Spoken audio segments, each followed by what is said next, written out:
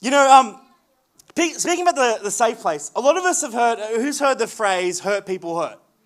It's a phrase that we've heard before. It's a phrase that maybe some of us haven't heard. And basically the concept of hurt people hurt is that if we've been hurt or we're carrying hurt, we generally inflict hurt or we put hurt on others. And as we're in the middle of this series, The Safe Place, and what we're talking about, I realized that phrase actually applies to all aspects of our lives, not just in the church, but outside of the church. And I've realized that, if hurt people hurt, then other things we carry are what we inflict on others as well. And I was like, tonight, instead of just, talking about how we got to be the safe place for others, which I'm going to talk about still, what happens when we discover and become safe with ourselves in what God's doing in our lives? For some of us, it's extremely hard to see the beauty in others if we don't recognize the beauty in ourselves. For some of us, it's extremely hard to be safe for those that are far from God. It's hard to be safe for the person next to us. It's hard just to be safe people if we're not safe within ourselves. And one of the ones I've had to battle with is sometimes it's hard to bring security to others when you're insecure about yourself. Because accepting people becomes extremely hard when we haven't accepted our own hurts.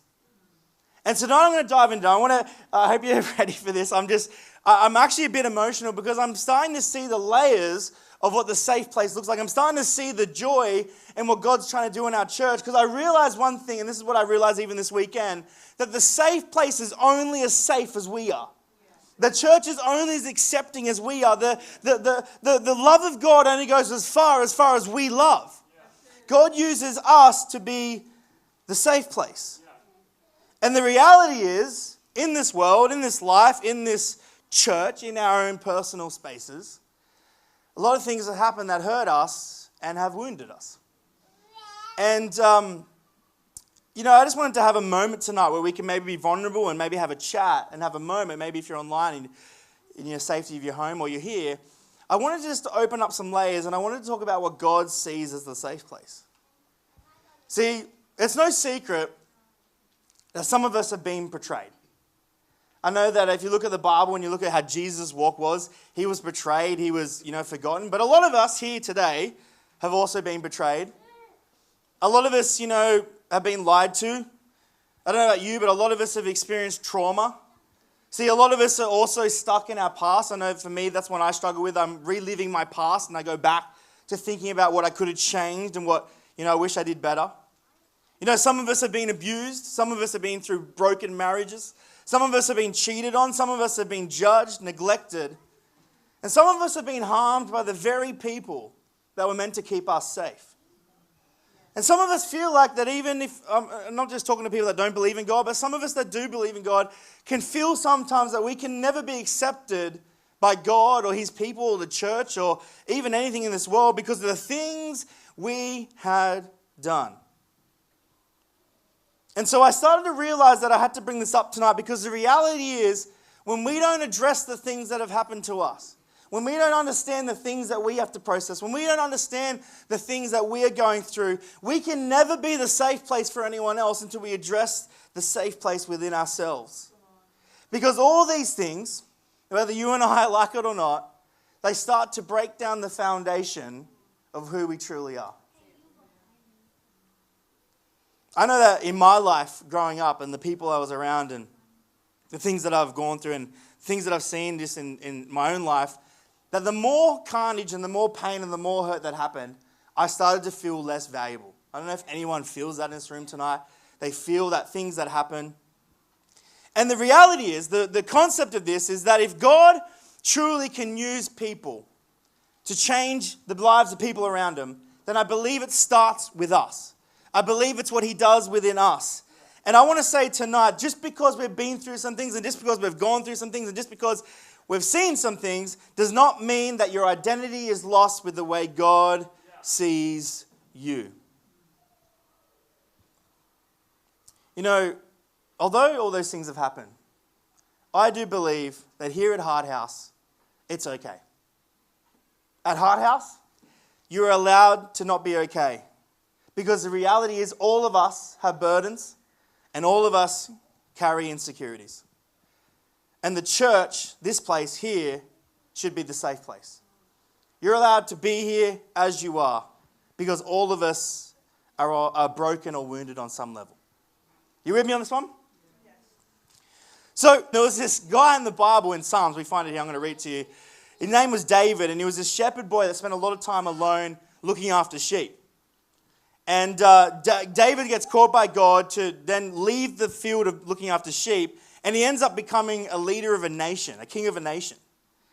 And in Psalms, David begins to acknowledge this amazing moment where he realizes that in his mess, in his destruction, in the world he lives in, that God had created him amazingly. And so in Psalm, he writes this beautiful thing I'm going to read tonight, and I'm going to preach what I'm trying to get across tonight. But in Psalms 139, it says here, "For you formed my inner parts. You knitted me together in my mother's womb. I praise you, for I am fearfully and wonderfully made. Wonderful are your works. My soul knows it very well." Do you know that God fearfully and wonderfully made you? Do you know it? I mean, I'm trying to preach it. I'm struggling with this myself. I'm like, yeah, we're doing our thing. But God's like, no, Samuel, did you know that I actually cared about you? Did you know that I actually loved you? I'm like, yeah, of course, God. And he goes, well, good, Sam, because what you know about yourself, you're going to reflect onto others. If you know that you're loved, then you're going to love others. If you know that you're secure, you're going to have security for others. What you are is what you will reflect. See, the church is only as safe as we are. The place where we are meeting tonight is only as secure as we are. It's only as bold as we are. It's only as confident as we are. And it's only as loving as we are. When we realize who we are, then everything changes. And so the safe place begins to make sense. Because my second question tonight is, if we know who we are, then we start to understand who everyone else is. When we truly get to know who we are, we start to see who everyone else is. And what I mean by they and all the everyone else, I mean your relatives, I mean our friends, I mean our family, I mean our neighbors, I mean even our enemies. Because something beautiful changes in our lives when we stop viewing the world through our eyes and we begin to view them through God's eyes. See, if you are fearfully and wonderfully made, and I know that it might take some time, I understand this. I knew that when I was writing this is a long shot because for me it's a working process. I'm like, God, did you really design me? Did you really make me? Did you really, I struggle with my own understanding of how he could love me so much. But when you fully grasp that and you fully have the reality that you were fearfully and wonderfully made, then you start to realize that everyone else around you was also fearfully and wonderfully made. Every person you come across, every person that doesn't go to this church, every person at the shopping center, every person that doesn't believe, every person that has a different religion, every person on this earth was also fearfully and wonderfully made by God. It means that when we come to being the safe place, if we understand that we're fearfully and wonderfully made, we start to see the fearfully and wonderfully made in everyone else. That means that your wife was also fearfully and wonderfully made. It means your husband is also fearfully and wonderfully made. Here's one for us. Sometimes we don't see it, but it also means our kids are fearfully and wonderfully made. It means our enemies, hard one here, our enemies were fearfully and wonderfully made. It means that the church up the road was fearfully and wonderfully made. It means every non-believer you know was fearfully and wonderfully made, because you can't just believe for yourself if you believe in God. God fearfully and wonderfully made everyone.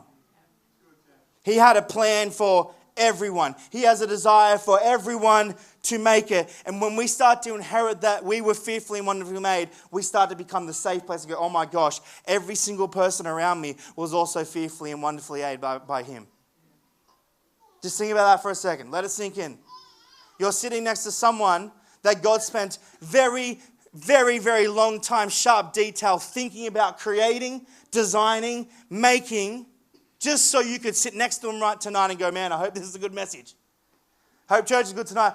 God spent so much time on the people that aren't here tonight, the people that don't believe in God. He spent so much time on them that he believed that one day they could find him again. He's called us to be the safe place for the ones that he's fearfully and wonderfully made. Come on, church.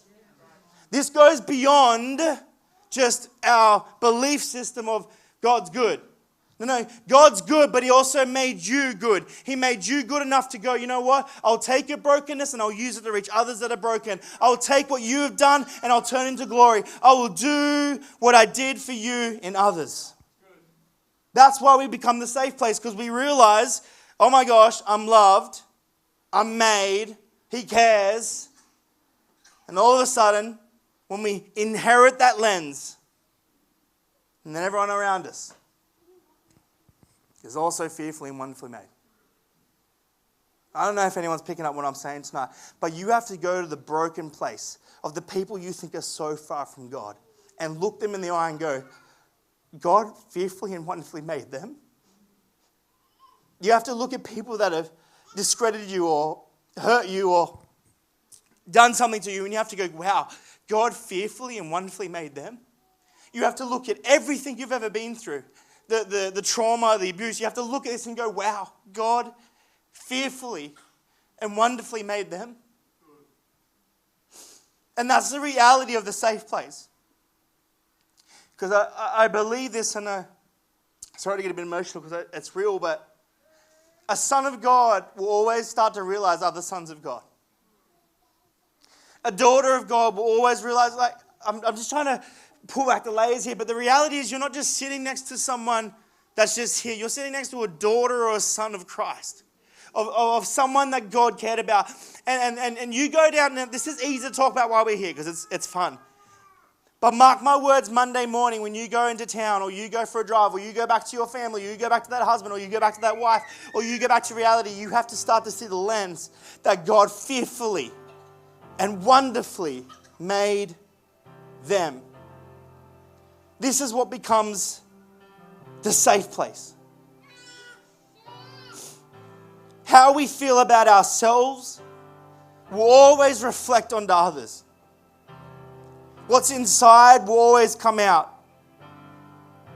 But when we start to see everyone else around us through the lens of God, then everything changes, because the safe place starts to begin to make sense.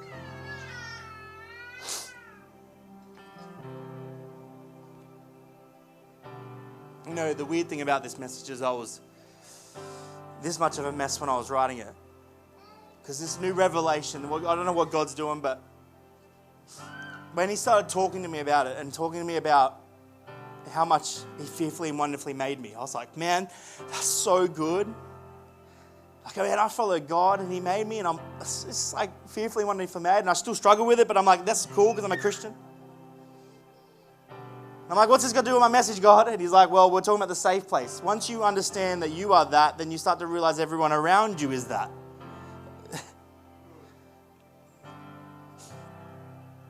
We become the safe place not because we're good at it, but because we start to see the lens and the eyes of how God looks at the people very next to you. He has compassion for the people next to you. He has compassion for those that aren't here. He has compassion for those that you think are so far from God. And he's called us to be the safe place. I sometimes don't understand why sometimes as Christians we reject. We say, oh, that person did this, or that did that, or whatever. And we become hurtful and rejectful people. It's like we've missed the concept that the safe place is the very thing next to us. We have been called to bring people into the safe place because they're fearfully and wonderfully made. And so as I try to bring this back in, I just want to end with this one more verse that Paul wrote. And it's this amazing Bible verse where Paul's just talking, and he's talking about what it really means to follow Christ. He's like, hey, if you want to follow God, and there's levels to this. It's not just like find God. There's actually a process. And I believe it's the safe place. And so in 1 Corinthians, it says here, and Paul writes, he says, when I was a child, I talked like a child. I thought like a child. I reasoned like a child. But when I became a man, I put the ways of childhood behind me. For now we see only a reflection in a mirror. Then we shall see face to face. Now I know in part that I should know fully, even as I am fully known. And know these three remain, Paul writes, faith, hope, and love. But the greatest of these is love. See, Paul starts to unpack and starts to bring the reality of what a mature Christian looks like. He states Christian maturity requires us to leave our old patterns and start to embrace our new ones. We move into a mature thinking. Everything changes, our words, our actions, even the way we think, because the safe place is built on faith, love, and hope. I don't know if anyone knows their Bible that well, but what Paul is saying here is that he's referring to that if it's not built on this foundation, you are a child in the faith. This is why I'm getting emotional.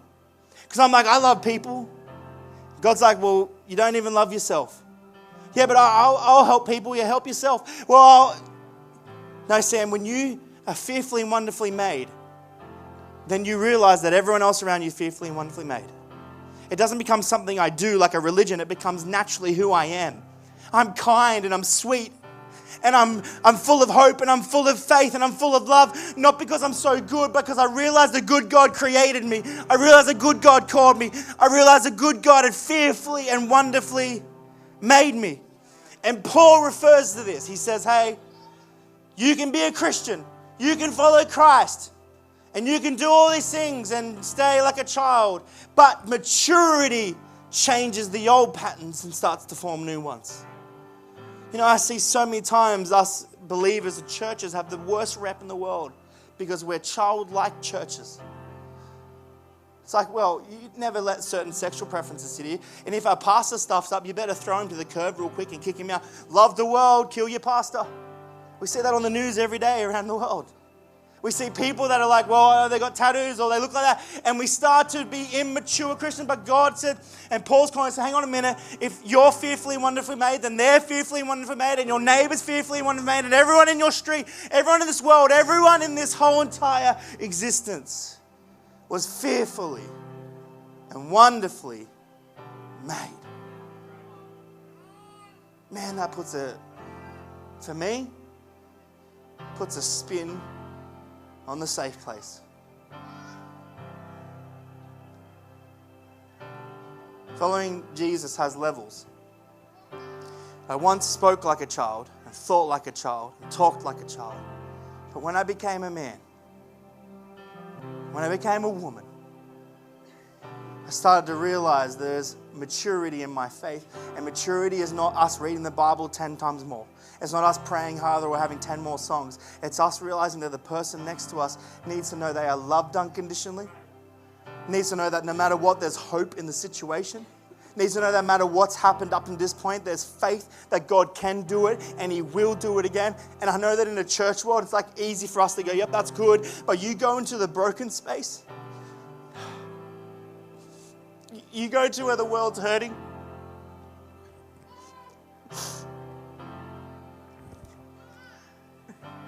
And you try to look the world in the eyes and comprehend what I'm saying. That God also made that.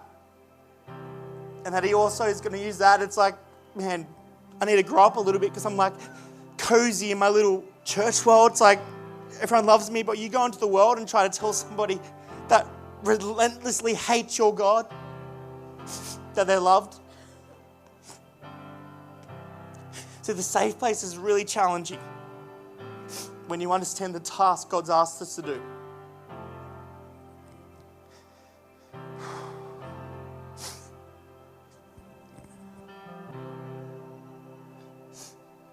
And just so I'm vulnerable with you, so you're wondering, well, what's going on? Is he dying? No, I'm not dying. I'm fine. But I wrote this message, and it was just a cool message. Until I spent a weekend in a broken place. And I went to a place where I saw the destruction. And I saw the hurt, and I thought, man, it's so easy for me to preach the safe place at church, but when you go there, and you're at the party, and you're at the place of desperation and no hope, and you experience the world, and people are just broken in front of you. I was like, I even struggled. I'm like, how can I be safe for these people? And God's like, you be safe for them when you realize you're safe with me. And that I've called you. And that I made you. And I want everyone in this room to understand that message, that when you go into the dark place, and when you go to the place of no return, and I'm not just talking about on the streets, I'm talking about your own families, your own wives, your own husbands, your own kids. When you go there and you think there's no way God could ever fix that or change that or use that, He will use you. Not the church. He will use you to be the safe place for your children.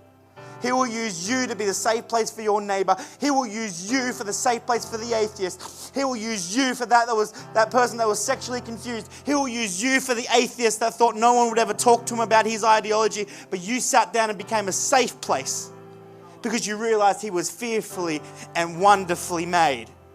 It takes a new step in life. I need to get off. I'm embarrassing myself too much. The band could come.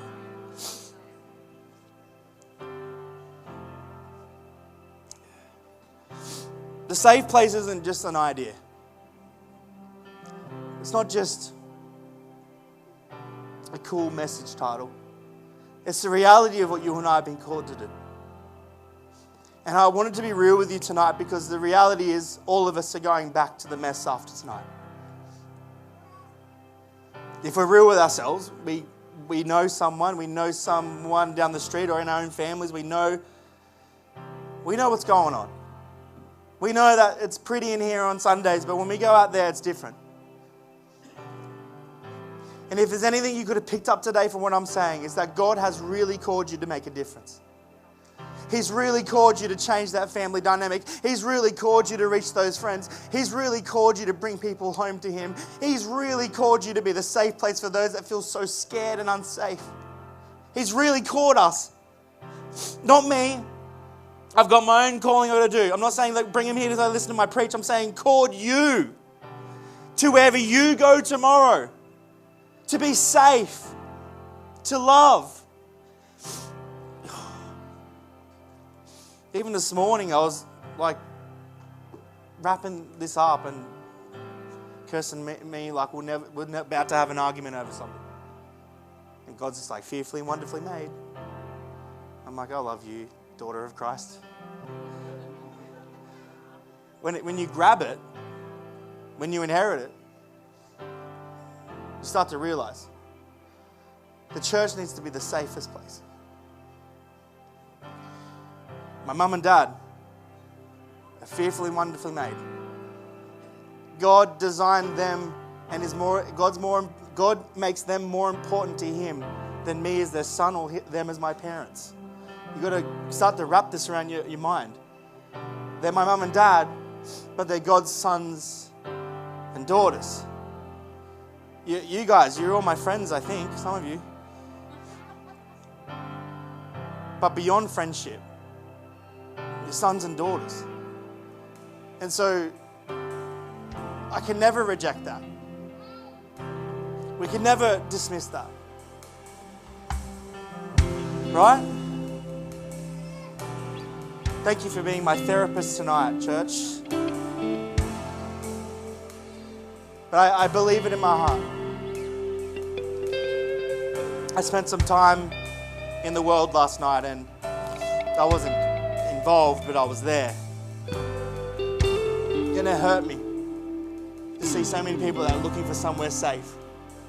And honestly, half of them think the church is the most dangerous place in the world because of what has happened. And I said, not at Hard House. You've got to come down to Hard House. We're safe as any. You can bring it all. Bring it all. Bring the addictions. Bring the hope. Bring it all. We're okay with it. We're safe here. Because I'm preaching a message tomorrow night. So come tomorrow night or come the week after. I'm going to be preaching that everyone at this party, everyone that's here, you're fearfully and wonderfully made. I start to believe it in my heart. fearfully and wonderfully made. God loves them so much. All right, I'm going. Let's just worship and I don't know, I hope you get it in your heart. Can I say one more thing, Lee? Okay. I look like I'm having a meltdown. I am also fearfully and wonderfully made. I'm more than just Pastor Sam. I'm God's son. And he loves me deeply. This isn't about special me. It's about realizing that everyone in this room is in that same level. My wrongs, your wrongs, everything we've ever done, God says, I can wipe that clean. And he creates a safe place. That it's not the church looks like this, where the superheroes are on top and all the... No. He turns it around, and it's God's lifting us all up into what we're called to do. I can see 50 preachers in this room. I can see thousands of pastors coming to this place. It goes beyond me preaching tonight. It goes to the places you go tomorrow. I just hope someone gets this in their heart. God's going to use you. Amen? Let's worship. Come on.